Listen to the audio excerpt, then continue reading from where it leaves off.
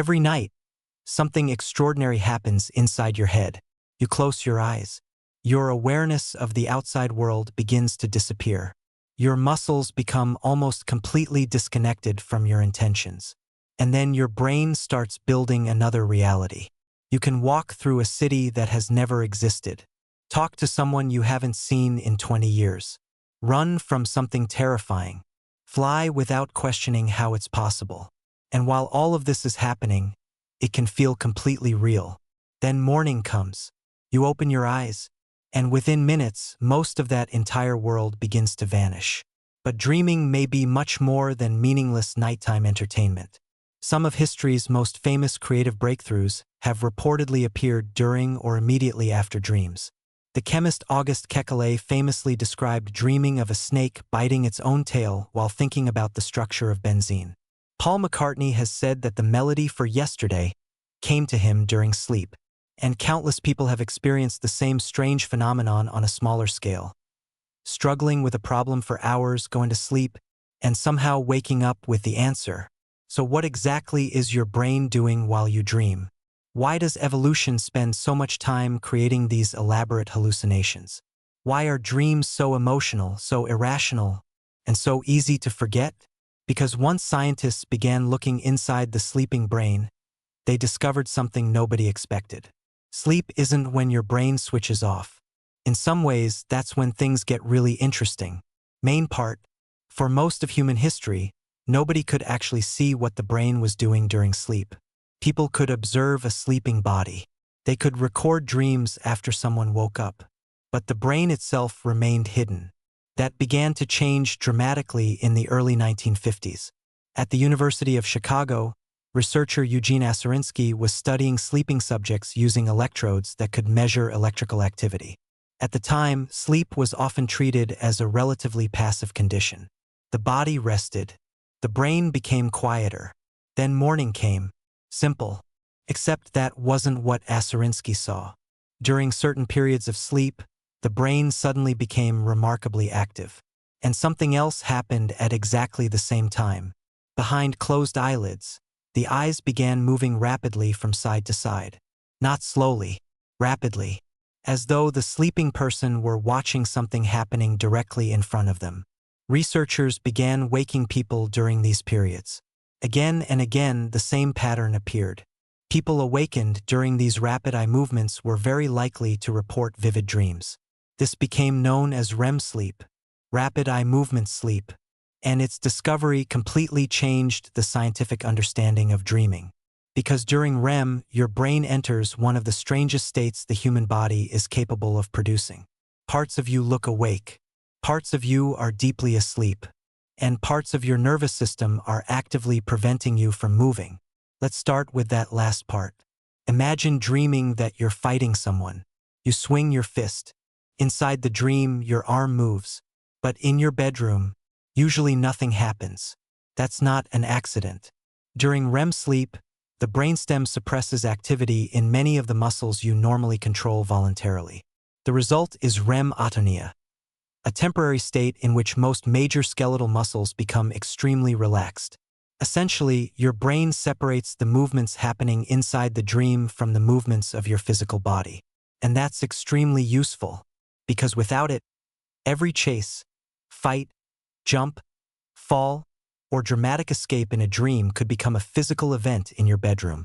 But while the body becomes unusually still, the brain becomes unusually visual. Regions involved in processing imagery become highly active. That helps explain one of the most bizarre features of dreams. They don't usually feel like you're thinking about something. They feel like you're experiencing something. You aren't simply imagining a building. You're standing inside it. You're not thinking about a person. They're standing in front of you. Your brain is generating an internal simulation powerful enough to temporarily replace normal reality. And yet there's a problem. Dream reality is terrible at following rules. You can be inside your childhood home, open a door, and suddenly be in another country. A friend can transform into a stranger halfway through a conversation. You can breathe underwater. Your dog can start talking. And instead of stopping to say, "Wait, none of this makes any sense," You usually continue as though everything is perfectly normal. Why? One important clue comes from the prefrontal cortex. This region is strongly involved in planning, judgment, self-control, and logical evaluation. During REM sleep, parts of the system become less active than they are during normal waking consciousness. Your brain's internal fact-checker becomes less demanding, which means the impossible stops looking impossible. A dragon is standing in your kitchen? Fine. Your high school teacher is somehow your taxi driver? Makes sense. You're late for an exam at a school you haven't attended for 15 years? Apparently, this is now the biggest emergency in your life. The dream doesn't need to obey reality. It only needs to feel convincing while you're inside it. But perhaps the strangest feature of dreams appears after they're over. You forget them. Fast. You can wake up with a dream that feels enormous, detailed, emotional, almost cinematic. Then you check your phone, walk to the bathroom, think about breakfast, and suddenly, half of it is gone. 10 minutes later, you may remember only a person, an image, or a vague emotional feeling. Dream memories are often fragile because the sleeping brain isn't operating under the same neurochemical conditions used for normal waking memory formation. One important chemical involved in alertness and memory, norepinephrine, becomes extremely low during REM sleep, so your brain can produce an incredibly elaborate experience without reliably storing the experience afterward. It's like watching an entire movie that begins deleting itself the moment the credits start. And this strange state doesn't happen just once. Sleep has architecture. Throughout the night, your brain repeatedly moves through different stages. You usually begin with lighter non-REM sleep. Your awareness of the outside world fades gradually. Your muscles relax. Your heart rate slows, but you can still wake fairly easily. Then the brain moves deeper. Eventually you reach slow-wave sleep, commonly called deep sleep. Here, large, slow electrical patterns known as delta waves become prominent. This stage is strongly associated with physical restoration.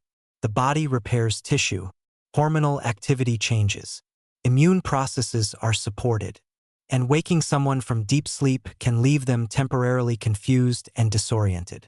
But the night doesn't simply move from light sleep to deep sleep and stay there. The brain rises again, and eventually, REM returns. Then the cycle repeats. A typical night contains several of these sleep cycles, often roughly around 90 minutes each, although real cycles can vary considerably. And here's where the pattern becomes interesting. Early in the night, deep sleep tends to occupy more time. Later in the night, REM periods become longer. That means some of your longest and most vivid dreams are more likely to occur closer to morning, which explains a familiar experience. Your alarm interrupts an incredibly detailed dream. You wake up almost angry because it felt like you had just been pulled out of another universe. And humans aren't alone. REM-like sleep has been observed across many mammals and birds. If you've ever watched a sleeping dog twitch its paws, move its eyes, or make tiny sounds, you're watching a nervous system going through its own mysterious nighttime activity. We can't simply ask a dog what it dreamed about. But the biological machinery behind dreaming clearly isn't exclusive to humans.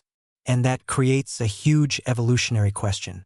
If dreaming consumes time and biological resources, why has it survived? Before scientists could investigate that question, humans already had thousands of years of answers. They were just very different answers. Ancient civilizations frequently treated dreams as messages from somewhere outside the dreamer. The ancient Egyptians, for example, attached enormous importance to dreams. Dreams could be interpreted as signs, warnings, predictions, or communications from divine forces. Some people even visited special places associated with ritual sleep and dream interpretation. To them, a dream wasn't random neurological noise. It was information, a coded message about reality. And versions of that belief survived for centuries. Then, around the beginning of the 20th century, the conversation changed. Instead of messages from gods, dreams became messages from yourself. Sigmund Freud played an enormous role in that transition. In 1900, he published The Interpretation of Dreams. Freud argued that dreams offered access to unconscious desires. In his view, the mind contained impulses and wishes that might be uncomfortable or unacceptable during waking life. Dreaming gave those hidden desires another route to expression, but not necessarily directly. Freud believed the mind disguised them with symbols. The strange characters, objects, and events inside dreams could therefore represent something deeper. His former collaborator Carl Jung developed a different approach. Jung believed dreams could involve more than hidden personal wishes. He became interested in recurring symbolic patterns. Heroes, monsters, shadows, parental figures, and other themes that seem to appear across cultures. For Jung, dreams could help reveal conflicts and neglected parts of the personality. These ideas became enormously influential, and even today, many people automatically ask the same question after waking from a strange dream. What does it mean? But modern neuroscience gradually introduced a different question. Not, what secret message is hidden in this dream? But, what biological job could dreaming be performing? And that question produced several fascinating possibilities. The first is almost aggressively unromantic. Maybe dreams don't need to mean anything. This idea is associated with what became known as activation synthesis theory. During REM sleep, the brain receives unusual patterns of internal neural activity. The cerebral cortex, which normally works constantly to interpret information, tries to organize this activity. Imagine receiving fragments of a movie with no script, a face, a hallway, a childhood memory, a feeling of fear, a song, a strange location. The brain does what it always does. It searches for a pattern, connects the pieces, and suddenly you have a story. You're standing in your old school while your manager chases you through the hallway because you've somehow forgotten to bring your passport to a mathematics exam. Does the dream contain a hidden prophecy? Maybe not. Maybe your storytelling brain is simply creating order from chaotic internal signals. But that's only one possibility. Another explanation is much more practical. Dreaming may be connected to memory. Every waking day overwhelms your brain with information. Faces, voices, conversations, locations, skills, mistakes, emotions, things you deliberately studied, and thousands of things you barely noticed. Your brain cannot treat every detail as equally important. Something has to organize it. During sleep, memory networks are actively processed and reorganized. Information can be strengthened, integrated with older memories, or gradually discarded. Dreams may be one visible consequence of that process. There's an interesting experiment that helps illustrate the idea. Researchers had participants learn how to navigate a difficult virtual maze. Later, some participants slept. Those who reported dreaming about the task showed greater improvement when they attempted it again. That doesn't necessarily mean dreaming itself magically improved their ability. But it strongly suggests that when recent learning appears inside dreams, the brain may be actively processing the experience. So that dream about work, or school, or the game you played for 6 hours yesterday may not be completely pointless. Your sleeping brain could still be working with information collected during the day. Then we reach one of the darker theories. Why are so many dreams threatening? Being chased, falling, getting trapped, being attacked, losing somebody, showing up completely unprepared for something important. Why doesn't the brain spend every night generating peaceful beaches and unlimited free food? One hypothesis is called threat simulation theory. The basic idea is that dreams function partly like a training environment. Imagine life thousands of years ago. Danger wasn't abstract. Predators existed. Violent conflict existed. Injuries could be fatal. Recognizing danger quickly could determine whether you survived. A dream provides something incredibly useful, a simulated emergency without the physical consequences. Inside the dream, you can experience fear. You can run, hide, fight, make decisions, fail, and then wake up safely. Under this theory, nightmares are not simply the brain malfunctioning. They may be an ancient mental training system, a survival simulator running while the body is protected. But modern humans face another kind of threat constantly. Social danger. Think about some of the most common stressful dreams. You're about to give a presentation and have forgotten everything. Everyone is watching you. You're being rejected by someone you care about.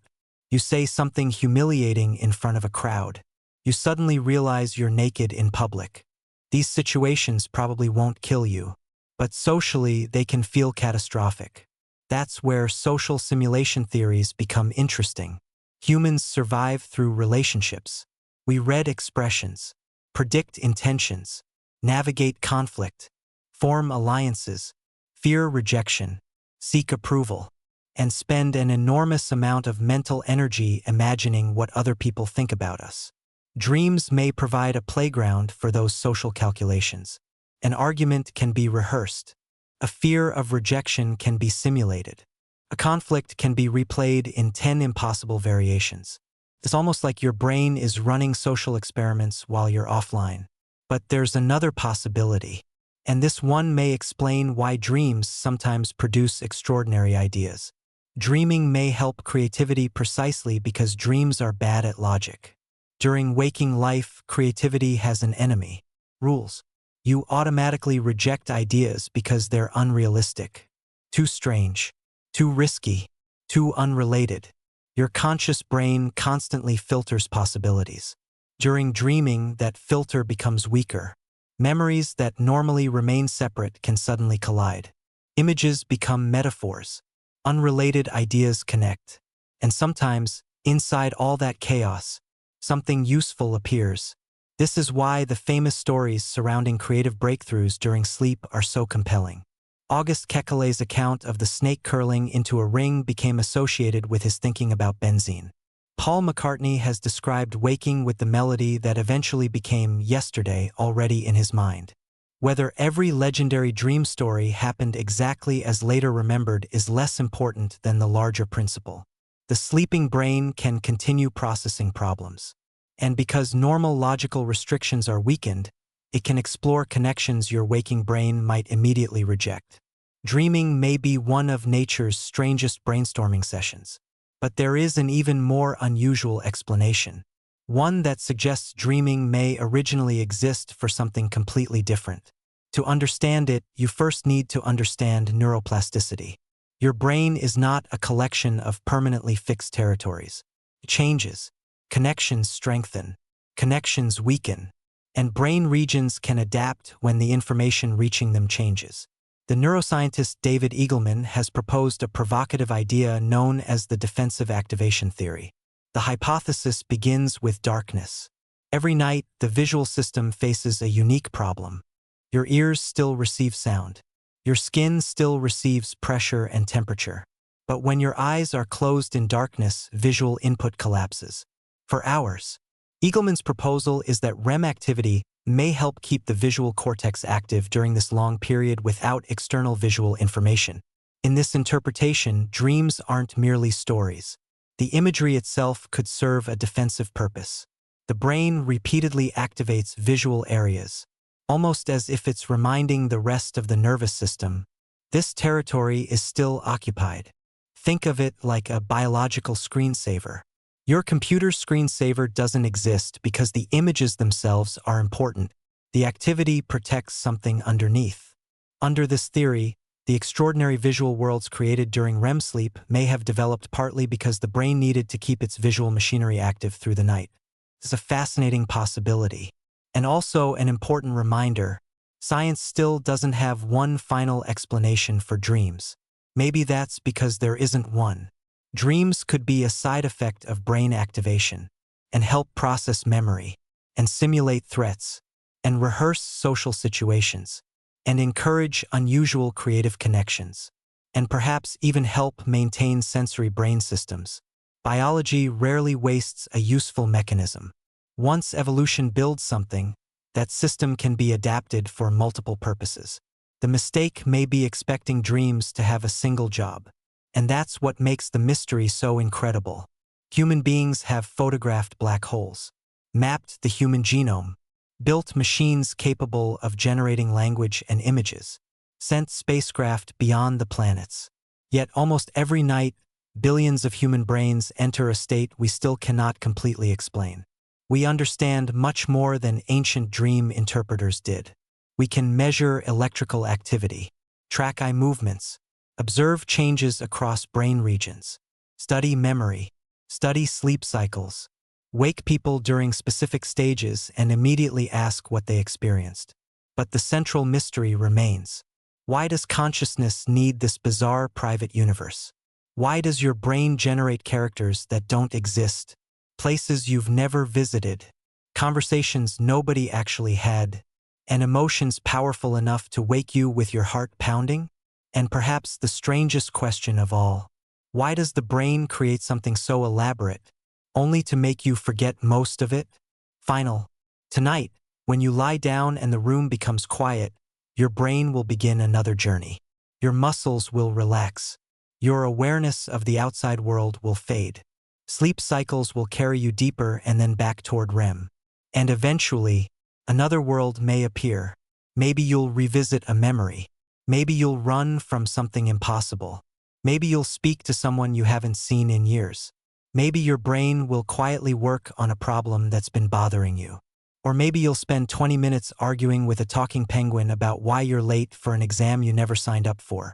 Whatever happens, remember this: dreaming isn't simply your brain shutting down. It is an active, complicated, and still mysterious biological state that scientists are continuing to understand. Every night, you enter a reality created entirely by your own mind. You are the world. You are the audience. You are the main character. And somehow, you are also the person creating the entire thing.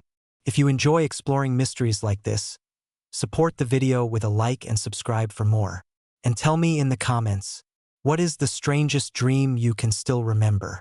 Because if science has taught us anything about dreams, it's that the moment we think we understand them, they become even stranger.